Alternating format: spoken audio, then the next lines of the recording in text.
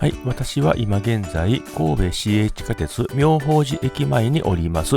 周りはね、こんな山ばっかりの場所になるんですけれども、今回のテーマは、妙法寺駅の近くに妙法寺というお寺は本当にあるのかどうか、ちょっとね、探しながら進めていきたいと思います。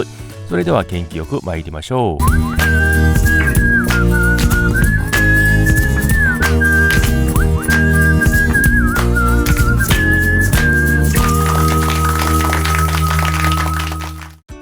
はい、神戸街中散歩高山でございます。今ね、妙法寺の先ほどの場所よりね、ロータリーの反対側に来てまして、左側ね、もうすぐ目の前に山が迫ってますよね。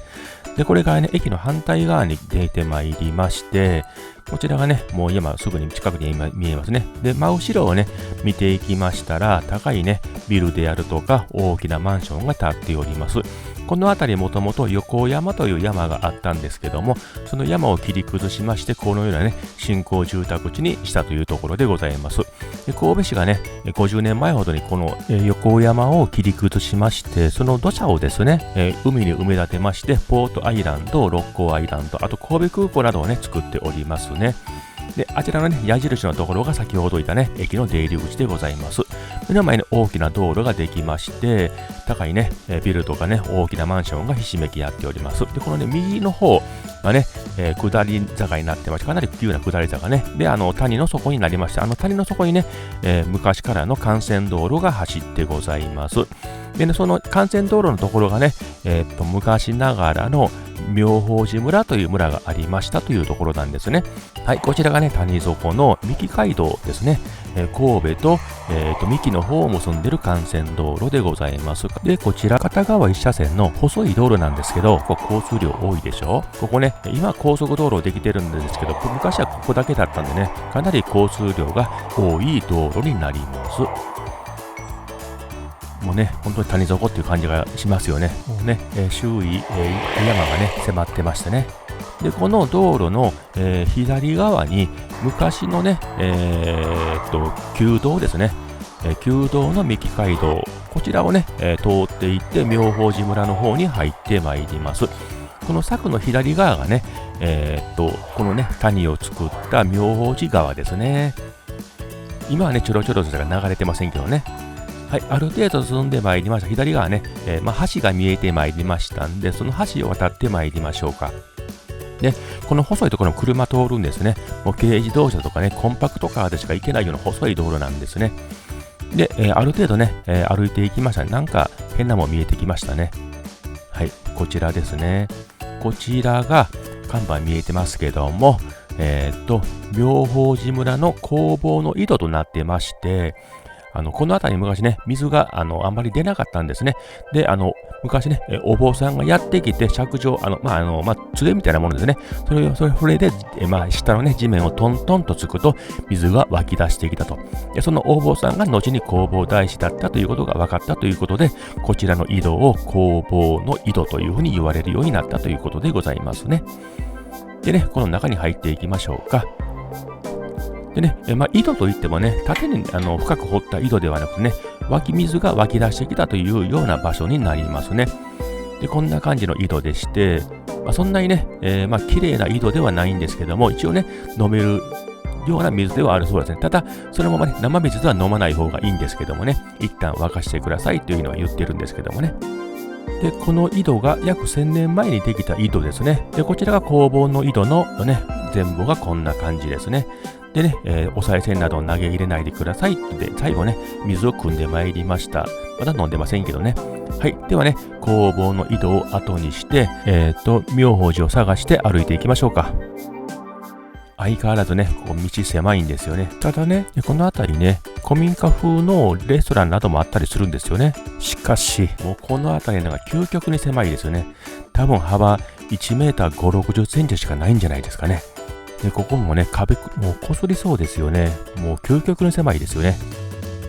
はい。でね、このまま前に進みましたよね。広い道路に出ました。ここに左へ曲がっていくと、赤い上りが見えてまいりました。そこに赤い上りにね、妙法寺と書いてありますね。で、もうちょっと進んでまいりましたら、入り口が見えてまいります。こちらがね、お寺のね、妙法寺の出入り口でございます。創建がね、1306年で約700年前です。でこちらがね、平清盛が京都の鞍馬山を模して作られたということで、ご本尊は木造の毘沙門天さんでございます。でね、手水舎でね、手と口を清めまして、本堂の方に向かっていきたいと思います。で、こちらね、本堂の方に入って中の方には今回ね、お邪魔しなかったんですけれどもね、で、お参りをしまして、この本堂のね、奥の方に行ってみましょうか。この方の横をね、伝っていきまして、左側の奥に入っていきます。そうするとね、ちょっとね、変わったものがありますんでね、左の方なんかね、寝てる人がいますよね。こちらがね、お釈迦様のね、涅槃像でございますね。だいたい 1m80 ぐらいですかね。その横にはね、石仏像がございますね。結構たくさんのね、石仏が並んでおります。結構ね、こういうのを見るとね、なんかこう、心がほっとするというかね、そんな感じします。で、上の方がね、妙法寺の、お墓、墓地になりますね。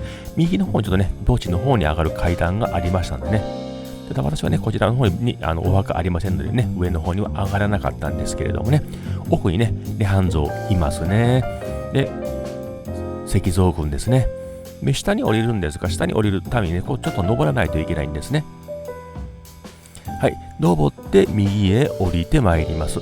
でね、そこがね、お焚き上げ、要はお札とかおみくじなどをね、焚き上げるところですかね。今も焚き上げてるんですかね。今、大抑止の問題でね、だいぶやめてますよね。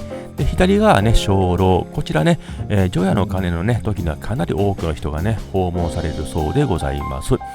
で、左側ね、石柱が結構ね、無造作に置かれてますけれどもね、多分ね、汚れとか壊れたかなんかしてるんでしょうね。で、次に、お寺のね、庭園を通りまして、社務所の方に行きたいと思います。ちょっとね、フレアがすごいですね。こんなの初めてですね。結構ね、自然豊かなところなんですけれども、お寺のね、庭園としても割とね、美しいところではございますね。で、この社務所見えてまいりまして、何やらね、廊下のようなところに、水墨画のようなものが、なんとなく見えますかね。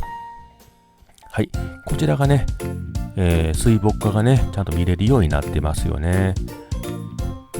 こちらね、お金かかってないんですよね。本当にね、すごいですよね。なんか変なもの映ってましたね。大丈夫ですかね。はい、で、この、ね、左側に行くと、御朱印をね、いただけるところがあるんですけども、今回私ね、御朱印帳を持ってくるのを忘れたんですね。で、今回、ね、そのまま、帰ることにしました。で、また庭園を通って出入り口の方に向かうんですけども、このね、左の方、下にね、池があるんですね。多分地下水がなんかなんでしょうけども、結構ね、綺麗な、池でございますね。ハスの葉が浮いてましたね。はい。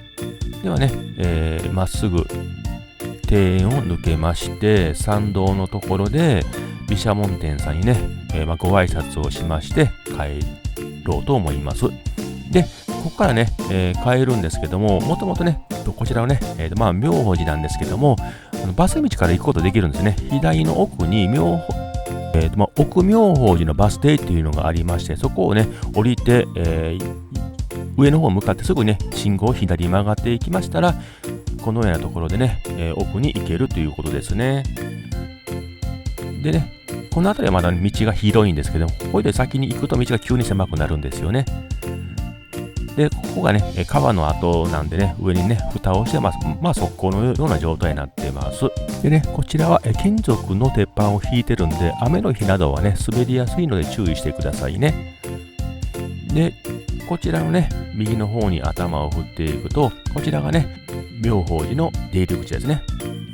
で、このね、左側に小安観音っていうのがね、おられまして、お子様のね、健やかな成長をね、祈ることができます。はい、今回ね、この辺りで終わりたいと思います。はい、今回の動画ね、良かったと思ったら、チャンネル登録、高評価、コメントなどね、していただければ嬉しいです。では、またね、次回お会いするまで、さようなら。